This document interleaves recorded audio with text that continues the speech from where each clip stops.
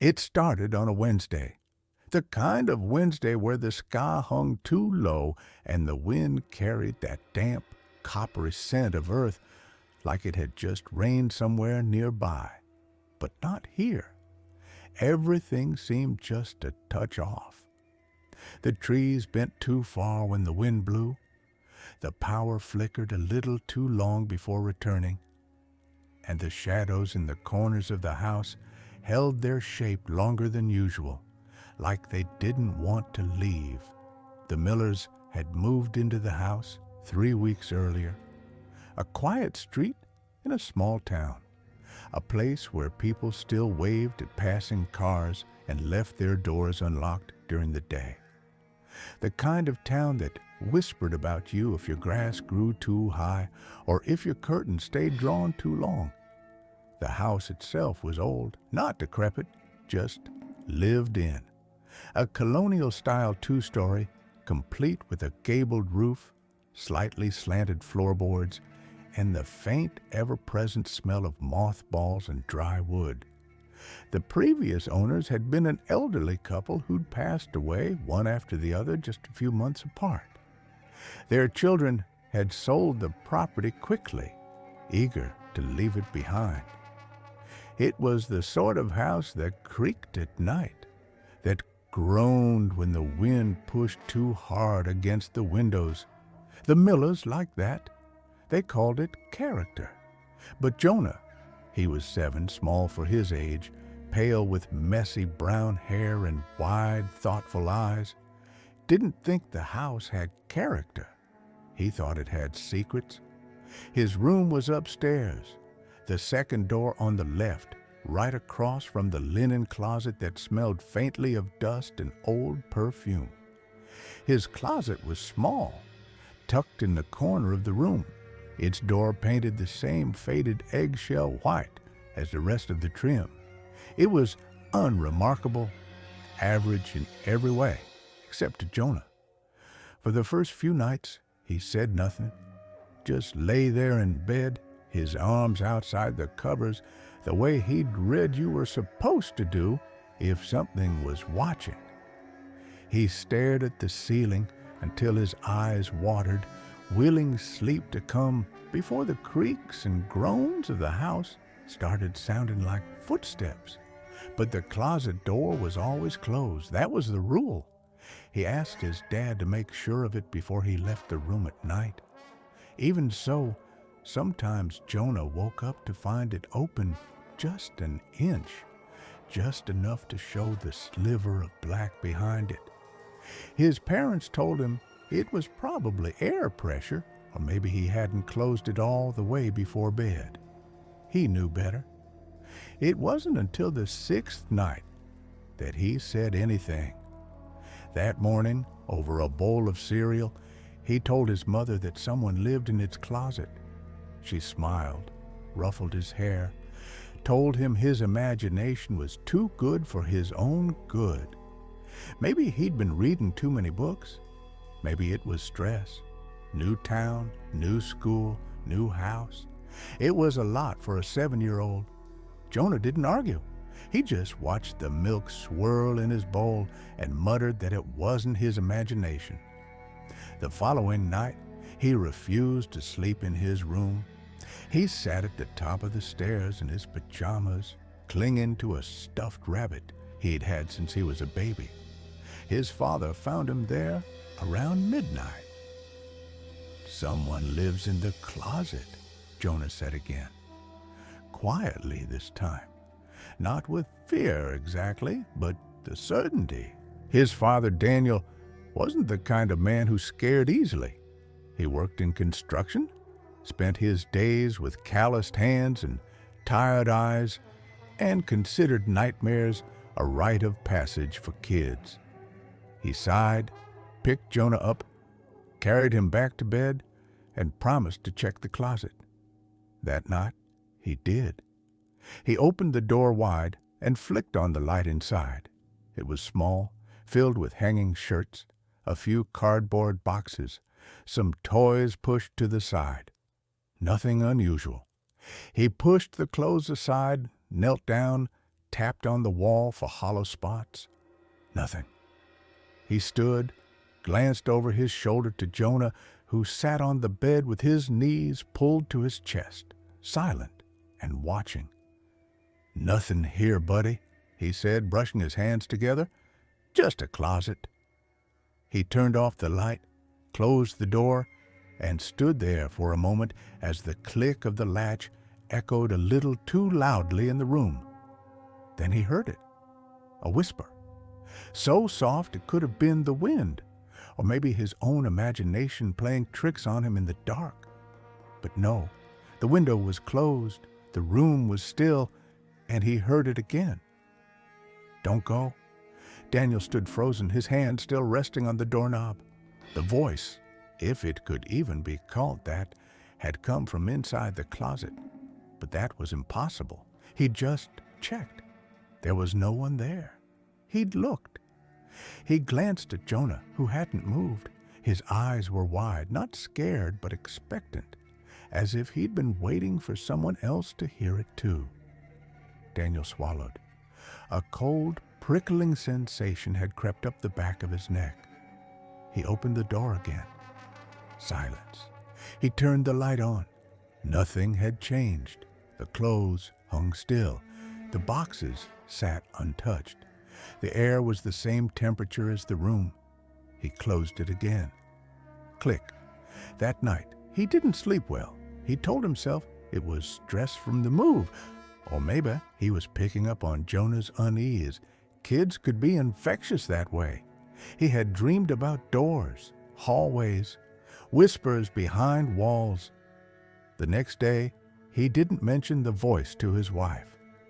Over the following week, Jonah's behavior changed. He stopped playing with his toys. He didn't draw or read. He sat on his bed most of the time, watching the closet door.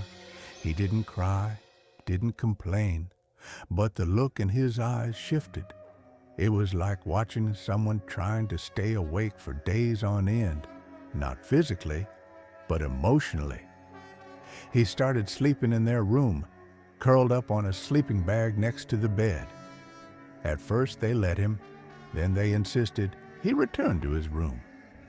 The next morning, they found him in the hallway, curled up outside their door. Something was wrong, but neither of them could quite name it. The house was quiet. There were no signs of animals in the attic, no creaking pipes in the walls, no reason for Jonah's fear to be anything but in his mind, until things started to change. At first it was small. They'd find the closet door open in the mornings, even when Jonah hadn't been in the room. Toys moved from the shelves to the floor. Once, they found a shoe in the hallway closet that didn't belong to any of them. It was old, frayed at the toe, and smelled of mildew. Then came the scratching. Soft at first, like something brushing against the inside of the walls. Then more distinct, rhythmic, not animal, not mechanical, but intentional. Daniel tried to ignore it. He tightened the hinges, repainted the closet door, set up a nightlight in Jonah's room, then a motion-sensing camera. The footage showed nothing, no movement, no sound. But every morning the door was open. Then the drawing started. Jonah didn't have crayons in his room anymore, but one morning his mother found a piece of paper on the floor by his bed, a drawing done in pencil. It was rough, childlike, but the subject was unmistakable. A figure standing in a dark closet, its eyes just two hollow circles, its mouth a long scribbled line stretched across its face. A line of smaller scribbles trailed from the closet to the bed. She asked him about it, but he said nothing, just looked at the closet and whispered something she didn't catch. The paper disappeared later that day. No one admitted to throwing it away. Another drawing appeared 2 days later, then another, each more detailed than the last. The figure was always there, always in the closet. Sometimes it had fingers too long for its hands. Sometimes it crouched. Sometimes it was hanging from the ceiling, its head twisted unnaturally sideways. Jonah still wasn't speaking about it. Then came the cold spots. Pockets of freezing air in the room, always near the closet. You could walk into them and feel your breath fog, feel your skin prickle. But they'd vanish as quickly as they came, as if they were never there at all. One night, Daniel decided to sleep in Jonah's room. He brought a pillow and a blanket and sat up on the floor. Jonah didn't protest. He just curled under his covers and faced the wall. Daniel waited until the house was still, until the wind stopped, until the silence pressed in like thick velvet. He stared at the closet door, which he had shut tightly, and willed it to stay that way. It didn't. At exactly 3:12 a.m., he watched the doorknob twitch, just once, slight, almost imperceptible. Then it turned, slowly, deliberately. The door creaked open, inch by inch, until the crack was just wide enough for darkness to spill out like ink on paper. He didn't move, couldn't. The air had turned thick, heavy, electric. He felt the hairs on his arms stand on end. From the space behind the door, the darkness seemed to stretch, reach, pulse. Then came the whisper again, clearer this time, "Don't go." He couldn't tell if it was meant for him or Jonah. He didn't sleep after that. The next morning, he told his wife. She didn't believe him, not until she heard it too. Daniel didn't say much the next morning. He sat at the kitchen table with a cup of coffee growing cold in his hands, eyes unfocused, distant. Lisa tried to talk to him, asked how the night went, but he just shook his head slightly as if the words he needed didn't quite exist. Jonah didn't say anything either. He sat across from his father, not eating, not fidgeting, just watching him. There was a strange understanding between them now, one that neither of them voiced. Later that day, while Jonah was at school and the house was quiet, Daniel stood in the hallway outside his son's room, staring at the closed closet door. He opened it again, slowly, and stared inside. It was, as always, a closet. Clothes on plastic hangers, a toy bin, boxes of outgrown sneakers and board games. Nothing moved, nothing breathed. The smell was normal, the air was dry, still. He stepped inside and pulled the door shut behind him. It was darker than he expected. The thin line of light at the bottom of the door was dull, like it was filtering through water. He held his breath, waited, listened. Nothing. Then he spoke, just a whisper. "Who are you?" There was no answer, no sound at all, save for the thud of his heart. After a few more moments, he opened the door and stepped out, feeling vaguely foolish, like he'd been trying to confront a ghost with nothing more than stubbornness. That evening, after Jonah was asleep in the master bedroom again, Daniel pulled Lisa aside. "I heard it," he said.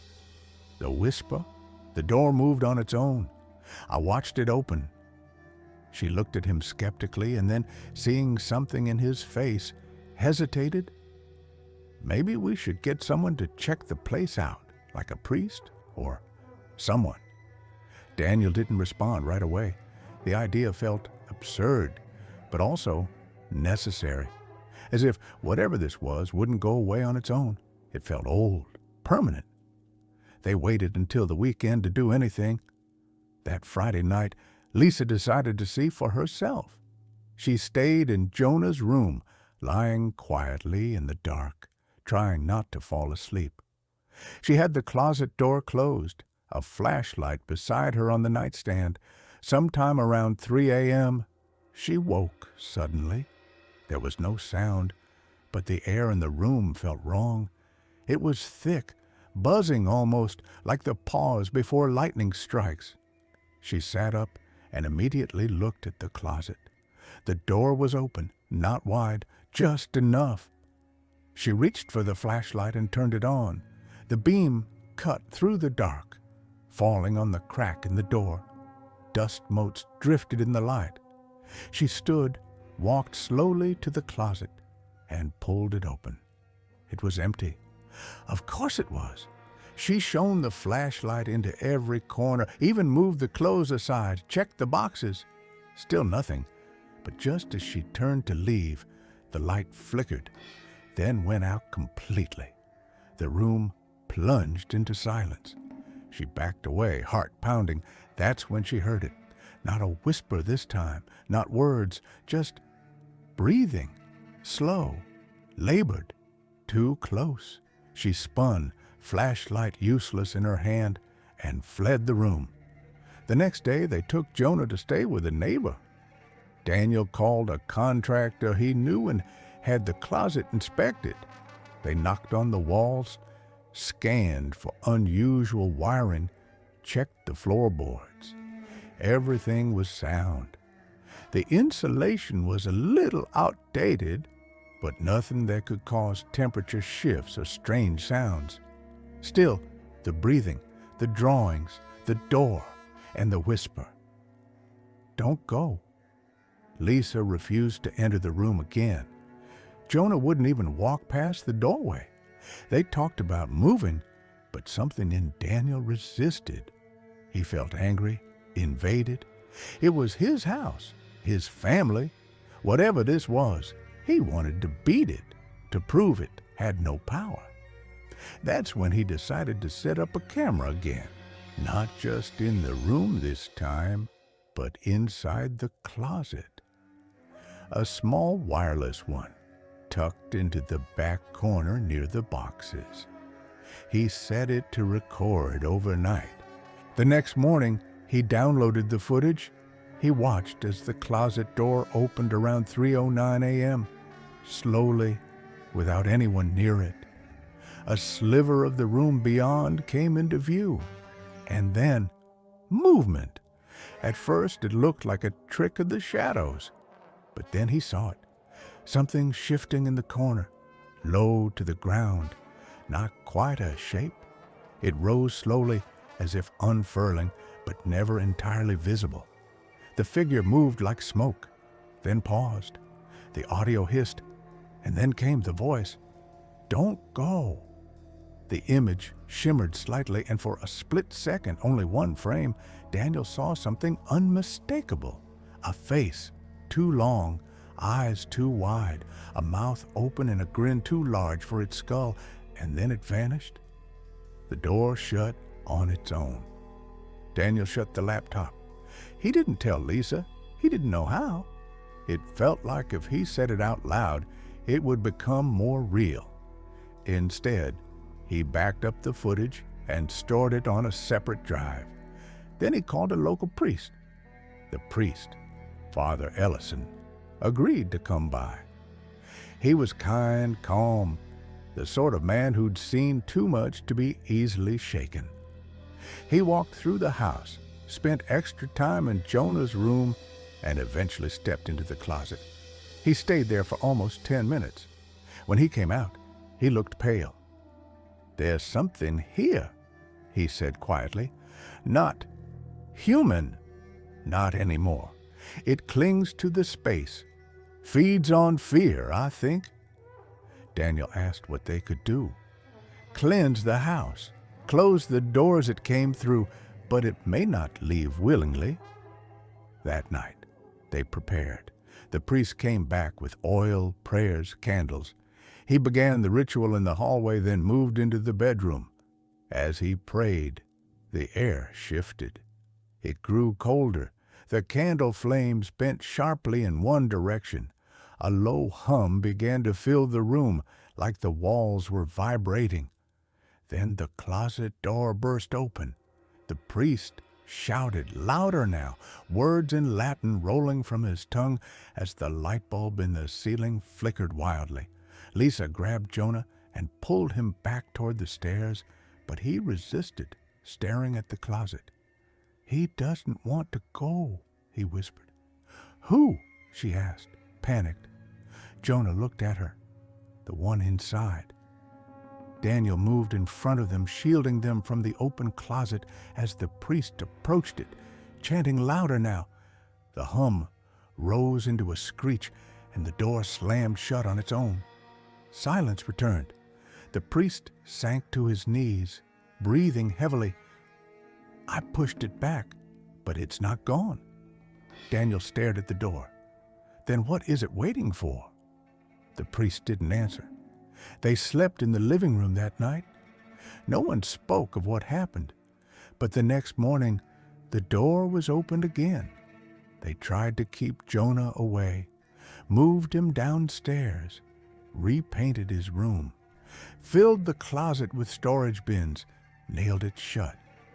Anything to keep it closed. It always opened, no matter what they did. And every time, the air would grow cold. The shadows in the corners would deepen. The feeling would return that they weren't alone. The drawings came back, too. This time, they were done in red crayon, even though none were in the house. Jonah never admitted to drawing them, but each time they showed the same thing. The creature, now clearer, closer, almost stepping out of the closet. One picture showed it reaching toward a figure in bed. Another showed it standing in the hallway. They kept the lights on, the closet sealed. But it didn't matter. Jonah stopped sleeping entirely. He'd sit in bed, eyes fixed on the door. One night, Daniel found him whispering to it, not with fear, but with sympathy, as if he pitied it. "What are you saying?" he asked. Jonah looked up. "He's lonely." "Who is?" "The man in the dark." Daniel left the room quickly. They considered leaving again. They even put the house on the market. But something always came up. Prospective buyers canceled. The paperwork got delayed. Lisa's car stopped working. They missed a deadline. It felt like the house didn't want them to leave. One night, weeks later, Daniel stood again in front of the closet. It had been quiet for a while. No drawings, no whispers, just silence. Too much silence. He opened the door. Nothing. But the air was thick again, heavy. He stepped inside, waited. From behind him, the door began to close. He spun and caught it, heart hammering. He stepped out, breathing heavily, and then he heard it. A whisper right by his ear. "Don't go." He backed away slowly, eyes locked on the darkness inside the closet. He closed the door, locked it, moved a heavy dresser in front of it. The house groaned. That night, Jonah disappeared. They searched the house, the neighborhood, the woods behind the property. Nothing. They called the police. Flyers went out. Search parties were formed. Days passed. No sign. And then, after a week, Daniel found a drawing tucked under the dresser in Jonah's room. It showed a closet door open wide and Jonah walking into the dark. Hand in hand with something tall and smiling, they never found Jonah. Search teams scoured the town, the surrounding woods, nearby lakes and rivers. Bloodhounds were brought in. Helicopters hovered overhead, and volunteers combed through thick brush and storm drains. The police questioned neighbors, teachers, classmates, anyone who might have seen something. Nothing, no clothes, no signs of a struggle, no footprints leading away from the house. He had simply vanished. The story made local news. A few online conspiracy forums picked it up briefly, intrigued by the mysterious nature of the disappearance. Some speculated a kidnapping. Others whispered about cults, trafficking, even alien abduction. None of them came close. Lisa stayed in bed for days. Her face turned pale and waxy, eyes dry from the absence of tears. She moved through the house like a shadow of herself, never going near Jonah's room, never opening the curtains. Daniel, however, couldn't stop. Something inside him refused to let go. Guilt clawed at his insides. He spent his nights reviewing the footage from the closet over and over, frame by frame, hunting for something he might have missed. But there was nothing more to find. Just that moment, always the same, when the door opened and the dark moved like it was alive. He barely spoke to Lisa. They were together, in name only, orbiting one another silently, each drowning in their own version of the same grief. One evening, a full month after Jonah disappeared, Daniel stood at the threshold of the boys' room again. Dust had begun to gather in the corners. The bed was still made, a small depression where Jonah had sat last. The dresser was still pushed up against the closet door, but something was different. The air felt wrong. Not cold this time, not electric. Stale, like a room that hadn't been opened in decades, like a place where something had been sealed in and forgotten, and yet he could still hear it, a faint rustling, like fabric brushing against wood. From behind the dresser, he didn't want to move it, but he did. It slid easily, almost too easily, across the floor. The closet door stood there, still closed. The lock Daniel had added was still intact. He stared at it for a long time, waiting for it to move on its own. It didn't. He opened it himself. Inside, the air was heavier, not just in temperature. There was a pressure to it, a stillness that felt ancient. The clothes hanging inside swayed slightly, though there was no breeze. He reached in, pushed them aside. At the very back of the closet, something was different. The wall. It looked deeper. Not just a shadow, but a space beyond the wall. Like the closet went farther than it should. Daniel reached in and felt nothing. No back wall. He grabbed a flashlight and shone it into the space. The beam extended into blackness. No end. With slow, deliberate movement, he stepped inside. The closet swallowed him whole. The air turned cold. The walls stretched on either side, narrow and endless. It was a hallway, impossibly long, lined with wooden panels that creaked beneath his steps. Behind him, the doorway had vanished. He was inside. The darkness wasn't just the absence of light. It was alive. It pulsed, breathed, like the hallway itself had a heartbeat. Far ahead, a faint glow. He walked toward it slowly, each footstep muffled by the hush that surrounded him. As he got closer, the walls began to change. The wood twisted, curved, forming grotesque shapes. Faces stretched into agony, mouths open in silent screams. Their eyes followed him as he passed, blinking slowly, their surfaces glistening like wet bark. The glow came from a room at the end of the hall. Inside, the walls were covered in drawings, thousands of them, all made in a child's hand, some on paper, some etched directly into the walls, scraped with fingernails or something sharper. Each one showed the same figure, the man from the closet, too tall, grinning, watching, and in many of the drawings, Jonah, sometimes holding the man's hand, sometimes curled in a corner while the figure loomed over him, sometimes just gone. In the center of the room sat a small bed, and on it, curled up and asleep, was Jonah. Daniel ran to him, heart exploding with hope and terror. He knelt, touched his son's shoulder. The boy stirred, blinked open his eyes. They were hollow, dark, not in color, but in something deeper, like something behind them had been drained away. "Jonah," Daniel whispered. The boy sat up slowly, smiled, but it wasn't his smile. The corners were too sharp, too deliberate. The expression didn't match his eyes. It looked like a mask. "You came," he said. Daniel's blood turned to ice. The voice wasn't Jonah's. It was layered, his son's tone laid over something deeper, older, something that echoed. Daniel backed away. From the shadows behind the bed, the man emerged, the same face from the drawings, grinning, watching. Limbs too long, head cocked at an unnatural angle. His eyes were two endless pits. "Don't go," he whispered. Daniel turned and ran.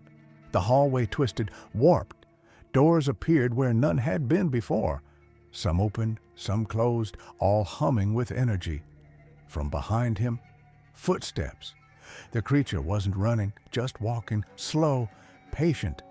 Daniel burst through door after door, each one opening into another twisted version of a room he recognized. His kitchen, but rotted. The living room, burned and blackened. The basement, flooded and filled with whispers that licked at his ears. He couldn't find the exit. The rooms began to close in. The walls breathed. The lights flickered. He tripped, landed hard, and when he looked up, Jonah stood over him, still smiling. Behind him, the man crouched low, head upside down, staring at Daniel from inches away. "Stay," the voice whispered. "Stay with us." Daniel screamed. Darkness, then silence. He woke up in his bed. Sunlight poured through the window. Lisa sat beside him, pale, red-eyed. "You passed out," she whispered. "I found you in Jonah's room, on the floor." He sat up slowly, head spinning. The memory was fresh, real. The closet door stood open. Nothing inside, no hallway, no drawings, just clothes and boxes. Jonah was still gone. Lisa didn't believe what he said. Who would? But Daniel knew. Something had changed. The air felt lighter for a time. The drawings stopped appearing. The whispers faded. The closet stayed shut. Lisa started sleeping again, even laughed once or twice. Daniel pretended, but every night after she was asleep, he stood outside the door to Jonah's room and waited. He never went inside until the night he heard the whisper again. Faint. "Daddy." His hands trembled. He opened the door. The room looked normal. The closet was shut. He stepped closer. Every part of him screamed to stop. But he didn't. He reached for the knob. The moment his hand touched it, the door swung open on its own. Inside, nothing. Then the whisper again. "Help me." Jonah's voice. He stepped forward. Again, the air changed. Thick, cold. This time, he didn't hesitate. He stepped inside, letting the dark consume him. Behind him, the door closed. Lisa found the closet open the next morning, but no Daniel. She collapsed, screaming. Another investigation, another search, another dead end. 2 people gone. The house stood quiet after that. Lisa left. She never returned. The house was put up for sale. No one bought it. It sat empty for years, but every so often, the neighbors said they saw movement in the windows, a light flickering in Jonah's room, the closet door creaking open. Some claimed they heard voices, soft, pleading. "Don't go." Others swore they saw a tall figure watching from the second floor, smiling. They say if you stand in front of the house at night, just past midnight, and look up at the leftmost window, you'll see 2 shapes, a man and a boy, hand in hand, staring out, waiting.